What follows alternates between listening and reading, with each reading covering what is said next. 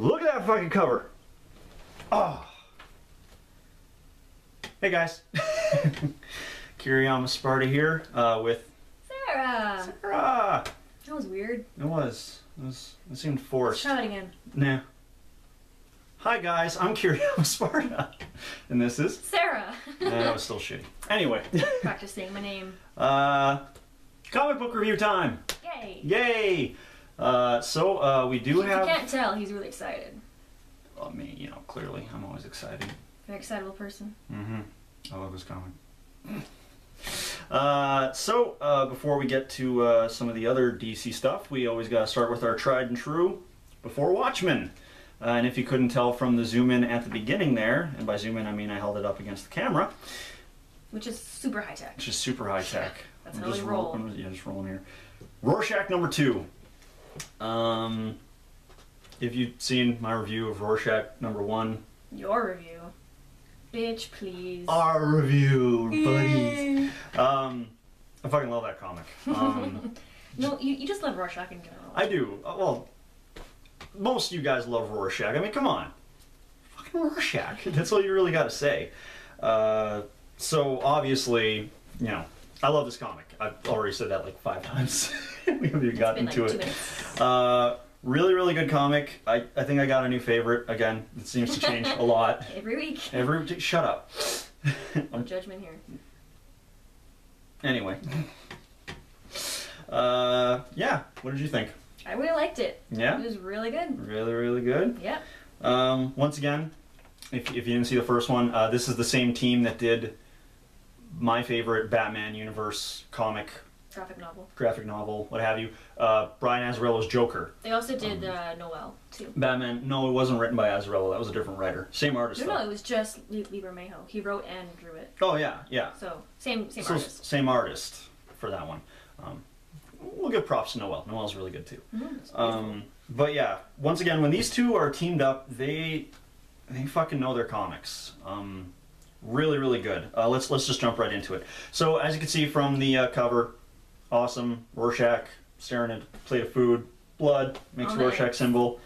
Actually, when I bought the comic,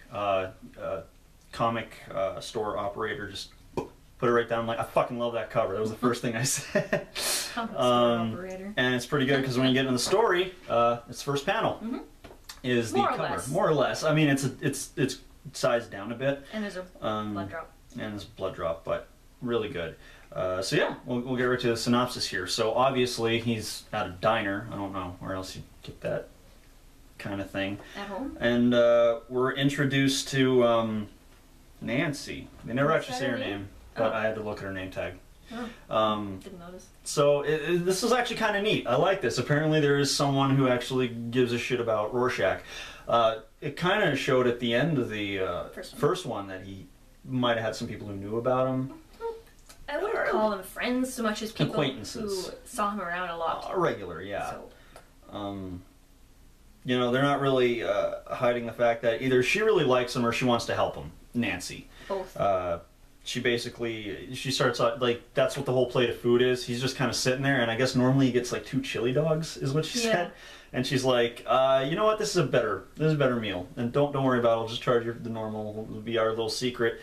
And then she notices that he's been bleeding all over the place. All over the table, all over the food. And then she basically just kind of mentions how she doesn't even know his name, and he's in there like almost every day, even before she started working. And then he gets up and storms well, doesn't really storm out, but and he doesn't want to talk. He makes an angry face. Well, it's hard to tell. He's just so beat up. He just looks angry. angry. An angry face.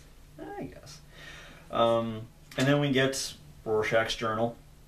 Always love the Rorschach's journal bits. And I really liked this one because basically he recognizes a couple of the punks that attacked him in the sewers from the last comic, and they're basically doing illegal shit in broad daylight. Yeah. And I like how he writes about how it's like even worse seeing like criminals and shit doing that. They're not even trying to hide it. They're not even trying to hide it. They're doing it in broad daylight. Yep.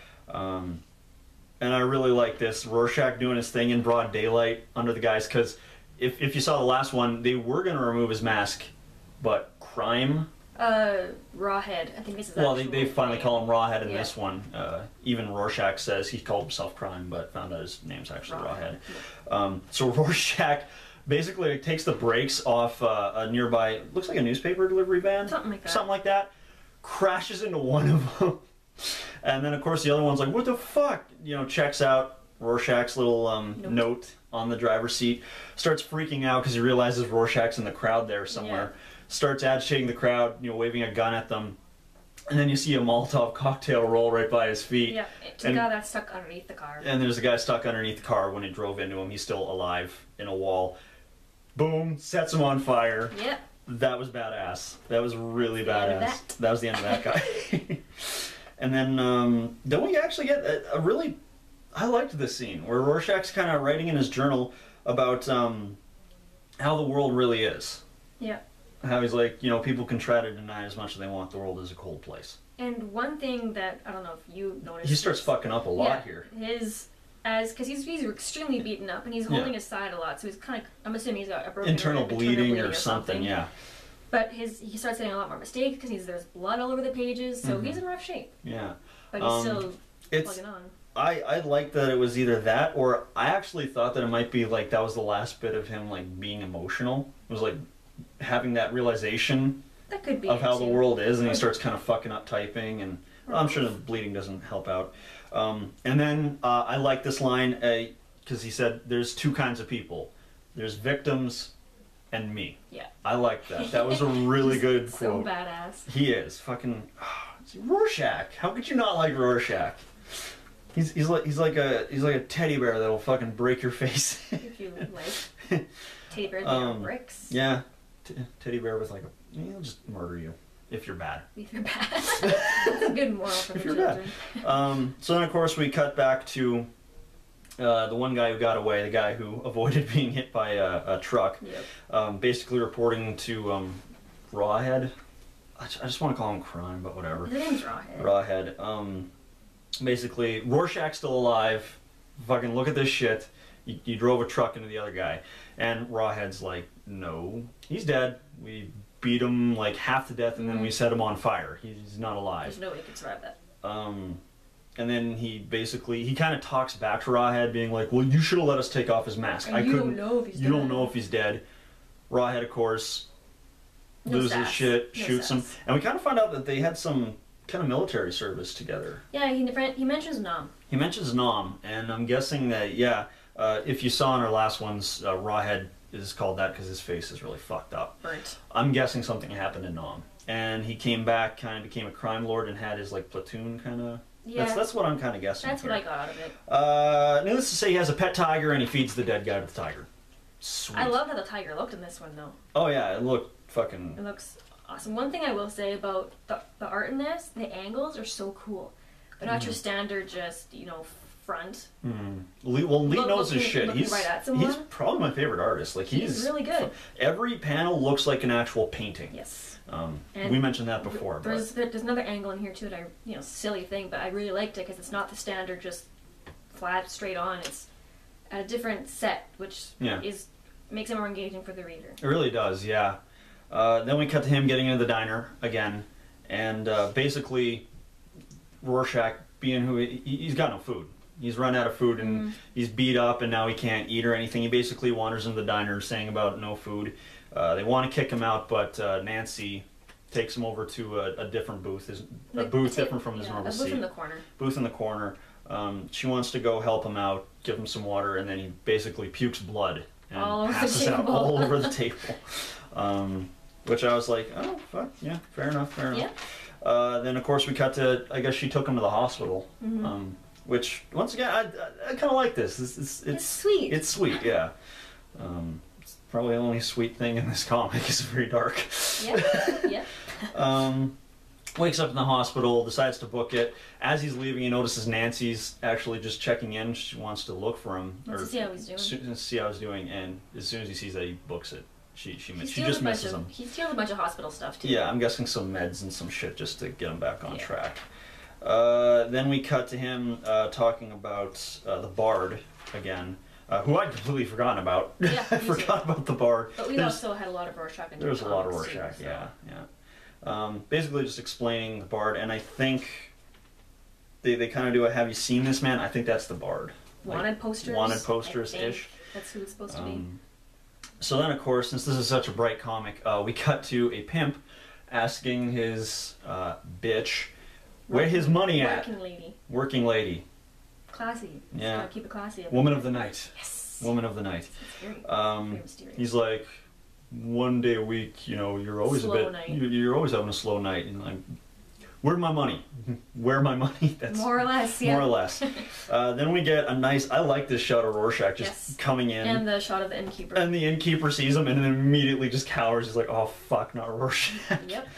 Rorschach comes in. I liked this because basically he's got the lady of the night. The pimp's got the lady of the night. He's kind of got her like this. She's got the window. Her back's against the window. Her back's against the window, so she's facing the door, but he's facing like outside the window. Kind of. He's facing the window. Oh no, he's facing the window. Sorry. So he's kind of looking outside, but he doesn't. Since she's facing the door, she sees Rorschach just kind of sneaking behind him. And they show his reflection in the window. In the window too. But so the pimp clearly can't see it. It was badass. Rorschach, of course, takes him out, ties him up. Rorschach interrogation time, and I like how earlier the pimp broke a bottle and he was gonna stab Rorschach. Rorschach's got him tied up. He grabs him by the arm and stabs him in the dick. He taped the glass bottle to his hand and stabs him in his dick. In the meantime, the working girl runs to a nearby bar. Yeah. And is shown talking to all of the rest of the guys in there, saying, Yeah, assuming that she's getting them to come. Yeah. Hey, Rorschach's all up in my business. Basically, yeah, and then Rorschach, after doing that, still trying to get information, takes glass, cuts up his face. This was brutal. Rorschach? No, he puts a glass in his mouth and punches it. Yeah. It's brutal. It's pretty good. I just want to show it, because it's fucking brutal. Yeah. It's craziness. It's nice. Then, of course, we get a nice shot of the pimp go to hell, and Rorschach's awesome line, like, I plan to, once you give me the directions. And that's where it ends, and of course there's some bad guys coming up the stairs. The ones that the working lady was talking to. Yeah. So... I don't know if you mentioned this, but the pimp is actually working for a rawhead. Yeah, yeah. So that's... I don't think I mentioned that, but that's probably why Rorschach showed up. So yeah, that's Rorschach number 2. I loved it. Loved it. Fuck. Yeah. I've swore a lot in here, but it's really good. It's a fucking good comic. Yeah. I mean, that's all you need to know. Buy it. It's so good. You know what? If you're hesitant about the whole before Watchmen, like, check out Rorschach. This is the one you have to. This one and Minutemen for me. Yeah, yeah. I agree completely. Those two. This one and Minutemen. Best ones. Best ones, hands down. Yeah. That's pretty much all we can say. Next week is Dr. Manhattan number 2, so hopefully it gets a bit better than last time. I like the cover. It looks like an old comic, like an old 1960s comic with, like, you know, it's worth 15 cents, and it's got Dr. Manhattan and, like, Silk Spectre on his leg with, like, a jetpack. I remember that was Silk Spectre, was it? That was, yeah. It's got her colors and everything. Anyway. Who knows? Who knows? Suspense. So, yeah. That'll be next week's. Once again, if you enjoyed the video, and you should, we worked really hard on it, clearly, hit that like or subscribe button, favorite, comment, always a good time. And yeah, why are you laughing? Always a good time. Always a good time. What's funny about that? I have no idea. It was funny. Anyway, see you guys in the next comic book review. Bye!